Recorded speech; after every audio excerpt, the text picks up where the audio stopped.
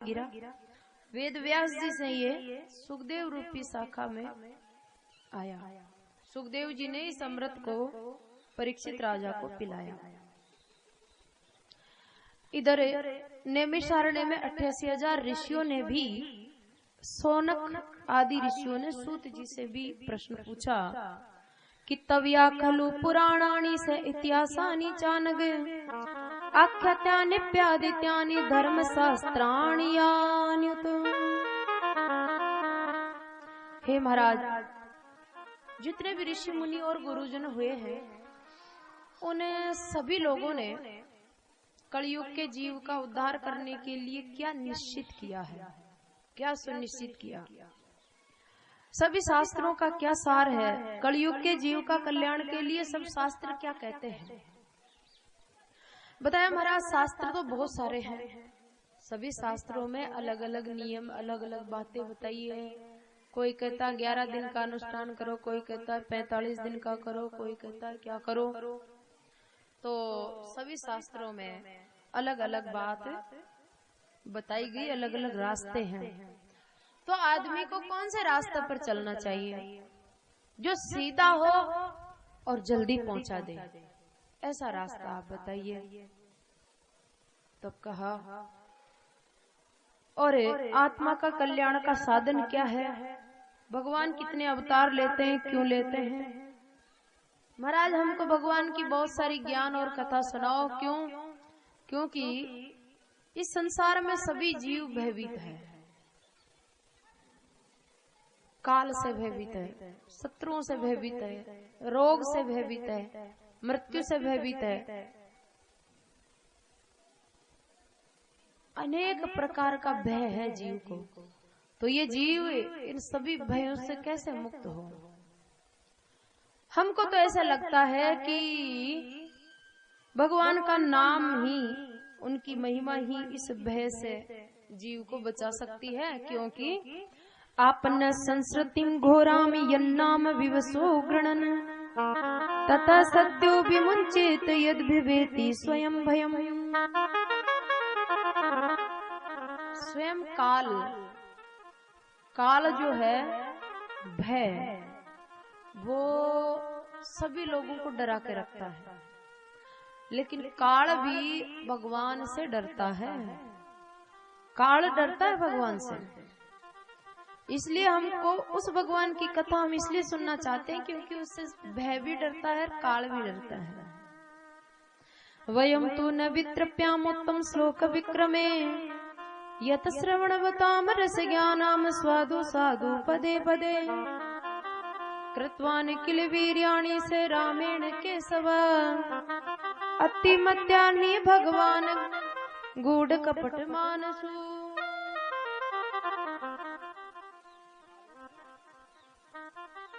कह रहे हैं कि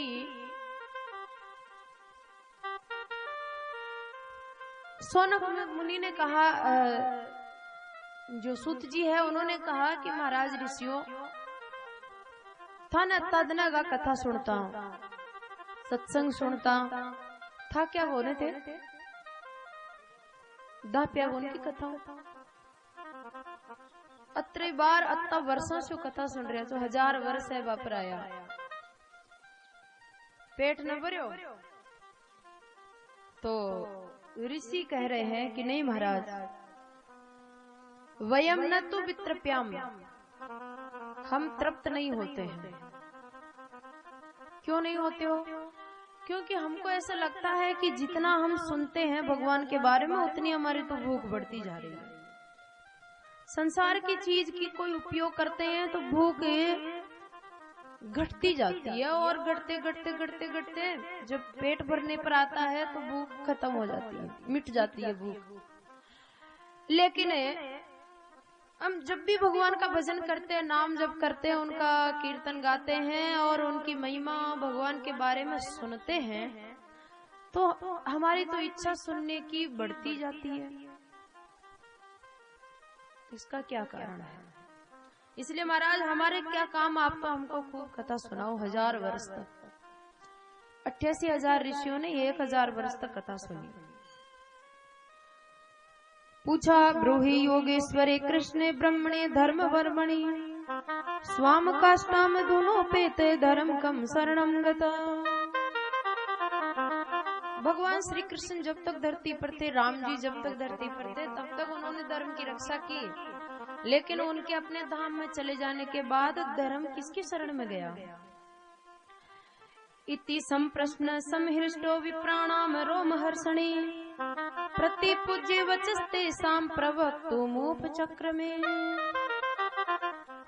यम प्रवर्जन्तम अनुपेतम पेत कृत्यम द्विपायनो विरह कातर आजुहाव पुत्रेति तन्मतया तरवो विनेदु तम सर्वभूत हृदय मुनिमान तोस्मि यस्वानुभावमखिल श्रुति सारमेकम् मध्यात्म दीपमतिति तिरस्तां तमोन्दम् संसारिणां करुणया पुराण गुह्यम् तं व्यास सुनुमुपयामि गुरुं मुनिना।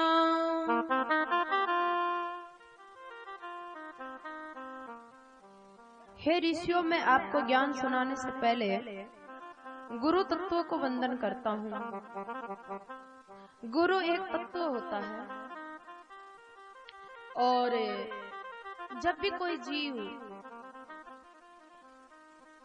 जिसके हृदय में ये पक्की भावना आ जाती है कि अब तो मुझे भगवान का ही होना है, उसी समय उसके अंदर वो गुरु तत्व उतरने लग जाता है। और जैसे जैसे वो भगवान की तरफ चलता है वैसे वैसे उसके अंदर गुरु तत्व उतरता उतरता जब वो भगवान तक पूरा पहुंच जाता है तो उसके अंदर गुरु तत्व पूर्ण रूप से उतर जाता है। तो इसलिए गुरु को नमन और वंदन करना आवश्यक है, क्योंकि हमारे अंदर जो भी अभिमान है, जो मूर्खता है, अवगुण रूपी दुष्टता रूपी कचरा है, उसकी सफाई सदगुरु से होती है। अब खाली माला पैर लिया, मंत्र ले लिया, इससे गुरु नहीं होता है।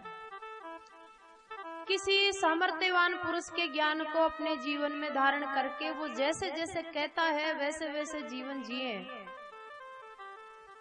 तब हम शिष्य माने जाते हैं और तब हमारे अंदर उगे हुए गंदे झाड़ों की सफाई होती है। जो कांटे वाले झाड़ उगे हुए ना, उनकी सफाई तभी होती है। संसार के लोग क्या सोचते हैं, किसी गुरु को वस्तु, और गुरु कहता है भाई ऐसे नहीं ऐसे करो, तो जो अपने आप को शिष्य मानते हैं वो लोग कहते हैं कि नहीं गुरुजी, काम तो मां चली जी करला थे कहो जी तो न कर सका, काम हमारे जचेगी वैसे ही करेंगे। तो तुम्हारे जचेगी वैसे ही करोगे तो गुरु के पास किस लिए जाते हो, फिर जाते ही क्यों हो? तो गुरु को अपना शिष्य बनाना चाहते हो, और ऐसे लोग गुरु को अपना शिष्य बनाते ही हैं। शिष्य बनना सामान्य बात नहीं है। और फिर नहीं गुरुजी महाराज मैं कहवा जी होना चाहिए, तो भाई तुम तो मूर्ख हो, अज्ञानी हो, तुम कहोगे वैसे कैसे मान लेगा गुरु? तुम गलत रास्ते पर जा रहे हो, गलत कर रहे हो, तो उसको कैसे मानेगा? तो गुरु नाराज हो जाता है तो फिर उसको पैसा चढ़ाकर राजी करना चाहते हैं। एक भगवान का सच्चा भक्त कभी तुम्हारे पैसों से राजी नहीं होगा। अगर किसी गुरु को खुश करने के लिए उसको रुपया दिखा रहे हो, पैसा दिखा रहे हो, तो वो तुम पर अंदर से और नाराज हो गया है, ये समझ लो आप। पैसों से गुरु नाराज होता है क्या? गुरु प्रसन्न होता है, वो जैसे कहता है वैसे करो, और वैसे करना पड़ेगा, उसी में तुम्हारा फायदा है। नहीं करते हो तो उसमें हानि है। तो इसलिए जो सूत जी महाराज है, पैसा दिखाने वाला सोचता है हो अब तो मैंने खरीद लिया गुरु जी को, अब तो जैसे हम कहेंगे वैसे नाचना पड़ेगा। नहीं नाचेगा कोई, झूठा नाच लेगा, सच्चा नहीं नाचेगा, कभी नहीं नाचेगा। ज्यादा बोलेगा भी नहीं, क्योंकि मूर्खों के सामने ज्यादा जिद्दी और बोलना उचित नहीं होता है। वो क्योंकि उसको पता है भाई ये वही करेगा जो इसके जचेगी। तो नारायणं नमस्कृत्यं नरं चैव नरोत्तमं देवीं सरस्वतीं व्यासं ततो जयमुदीरये। मुनिः साधु पृष्ठोऽहं बौद्धविर्लोकमङ्गलम् यत कृत कृष्ण संप्रश्नो येनात्मा सुप्रसिद्धति। रोज भगवान नारायण को नमन करना चाहिए। विद्या, ऐश्वर्य, ज्ञान, समृद्धि और वाणी की अधिष्ठात्री देवी सरस्वती को नमन करना चाहिए। समस्त जगत के गुरु, जगत गुरु श्री वेदव्यास जी महाराज, जिन्होंने ज्ञान का विस्तार किया, हम लोगों तक पहुंचाया, उनको वंदन करना चाहिए। और फिर भागवत को श्रवण अध्ययन करना चाहिए। सवे पुंसाम परो धर्मो यतोर भक्ति रदोक्षजय अहेतुक्या अप्रतीयता ययातमा संप्रसिद्धति। वासुदेवे भगवती भक्ति योग प्रयोजिता जन्यता सुवैराग्यम ज्ञानम च यद हेतुकम। कह रहे हैं, हे मुनियों, आपका प्रश्न बहुत ही उत्तम है, क्योंकि ये आत्मा और परमात्मा से इस प्रश्न का संबंध जुड़ा हुआ है। आत्मा परमात्मा से जिस भी प्रश्न का संबंध जुड़ता है वो सबसे उत्तम वाणी होती है, बाकी की सारी वाणी व्यर्थ है। भगवान वासुदेव की भक्ति करना ही सभी इंसानों का सबसे उत्तम धर्म है। भक्ति भी करें और कैसी करें? अहेतुकी। अहेतुकी का मतलब होता है जिसमें कोई हेतु ना हो, कोई कारण ना हो। देखो, किसी भी कारण को लेकर हम काम करते हैं तो वो काम हो जाता है तो उसकी जय जयकार करते हैं, काम नहीं होता तो उसको गाली देते हैं। भागवत कह रही है ये भक्ति नहीं है, ये तो अज्ञानियों का काम है। जो बुद्धिमान व्यक्ति होता है वो ऐसी भक्ति नहीं करता है, वो भजन करता है निष्काम निष्कपट भाव से। इसलिए अहेतु की भक्ति ही भगवान का सबसे बड़ा इंसान का धर्म है।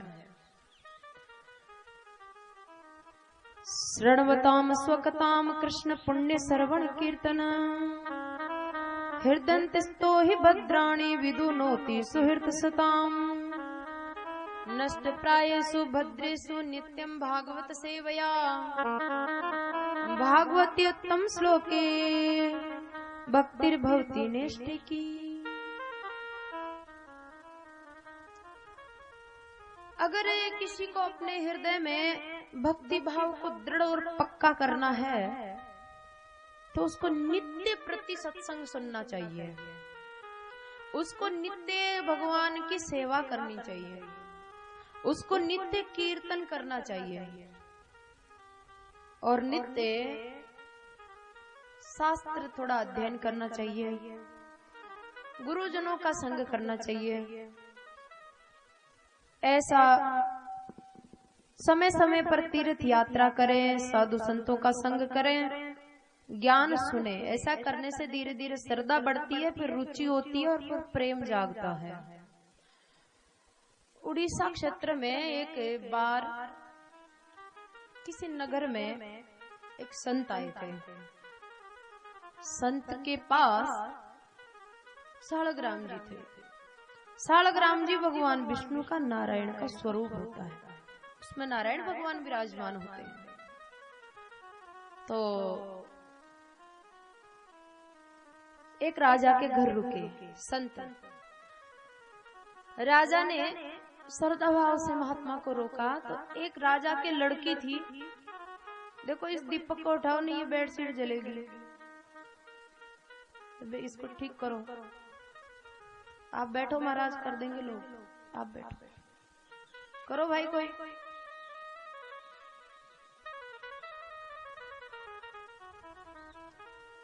गद्दा के नीचे दबा दो, वो आएगी हवा तो फिर उल्टी। राजा के घर में एक संत आए हैं और राजा की एक बेटी थी 5 वर्ष। एक गांव के सेठ की लड़की उस राजा की लड़की की सहेली है। दोनों की उम्र 5-7 वर्ष की है। दोनों सहेलियां महल में खेल रही थी। खेलते खेलते एक दिन वो संत के पास गई तो वो बैठी बैठी देखी कि महाराज ठाकुर जी ने नुआया, फिर वहां के तिलक करया, तुलसी फूल चढ़ाया, फिर वहां भोग लगाया, फिर बैठे बैठे ठाकुर जी ने गीत कीर्तन सुनाया। बस दोनों कन्या बैठी बैठी ध्यान से देख रही, श्रद्धा भाव से देख रही थी।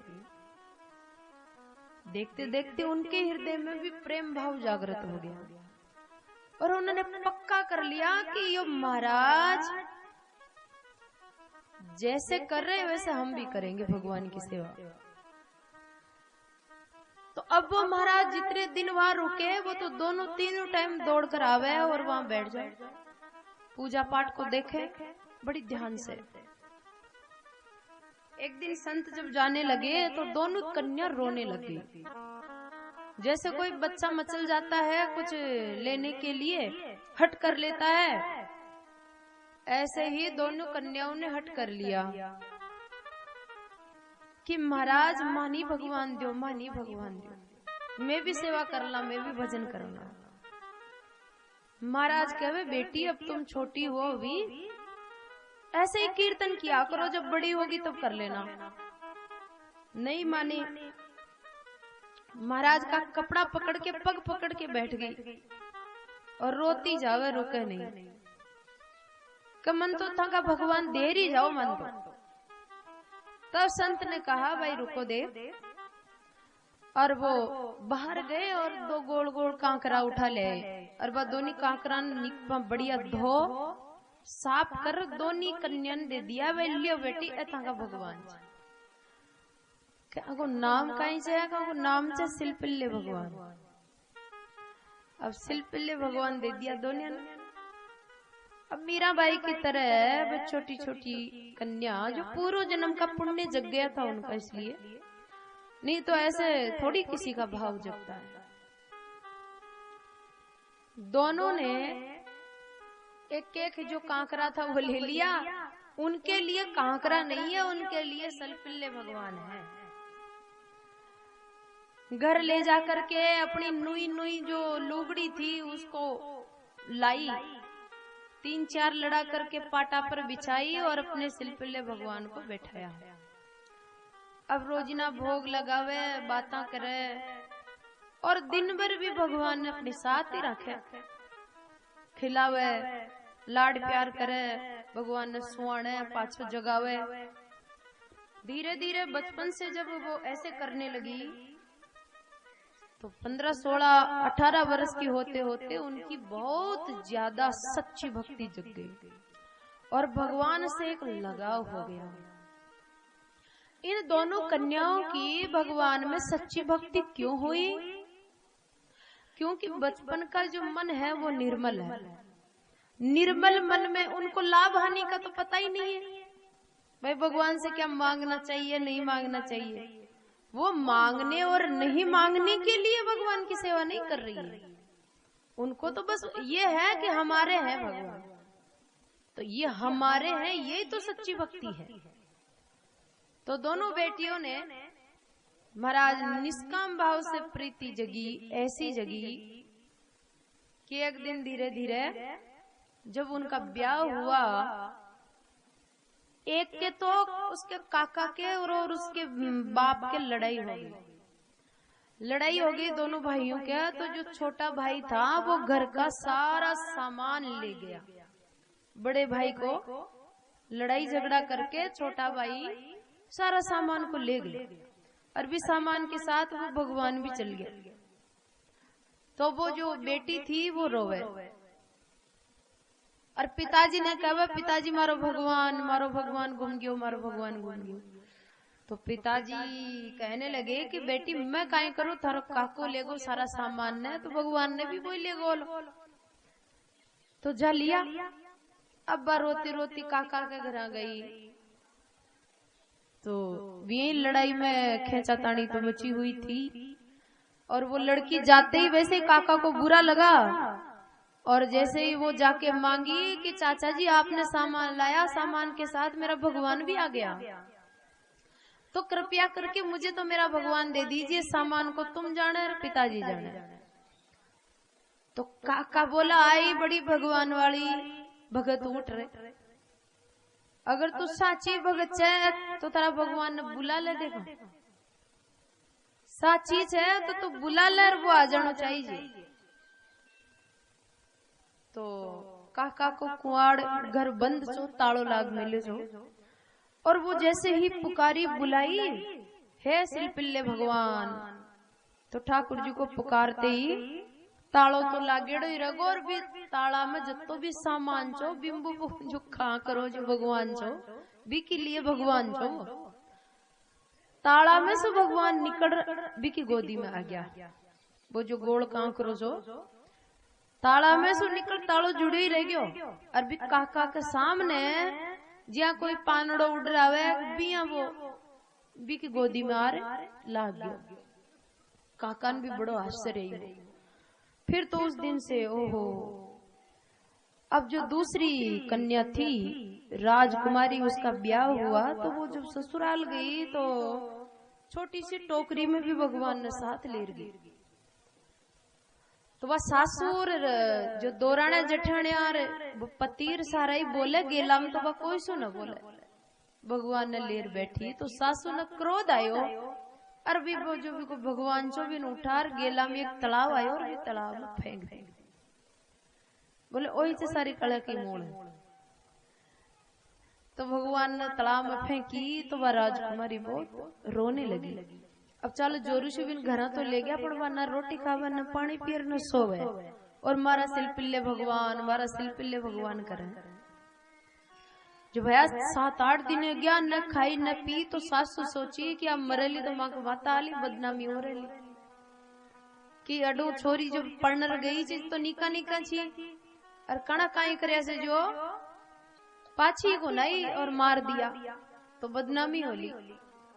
तो कई कर लाई लागवा दिया, जिया चाहो जिया करवा दियो। अब बोलो तू काई चाहो छे कि मन मारा भगवान चाहिए पाछा, तो थारा भगवान ने तो तलाव में गया, अब क्या होला चाल देगा तू साची भक्ति जाए तो तारा भगवान पुकारे ली तो आ जाओ। तो फिर बाजो सासुर पतिर सब बिन लेर भी तालाब की पाड़ पर आया और वह भगवान ने कहबा लागी कि हे प्रभु अब सूरत दिखाओ, मुंडो दिखाओ और आओ। पहले आपने हमसे प्रेम क्यों लगाया, हमारे हृदय में आपके प्रति प्रेम भाव भक्ति जगाया ही क्यों। अब हमको तो आपके बिना चैन नहीं पड़ता है और जगाया तो अब आपको आना पड़ेगा, दर्शन देना पड़ेगा। हो अपना चंदा सा मुखड़ा दिखाए जा, अपना चंदा सा मुखड़ा दिखाए जा।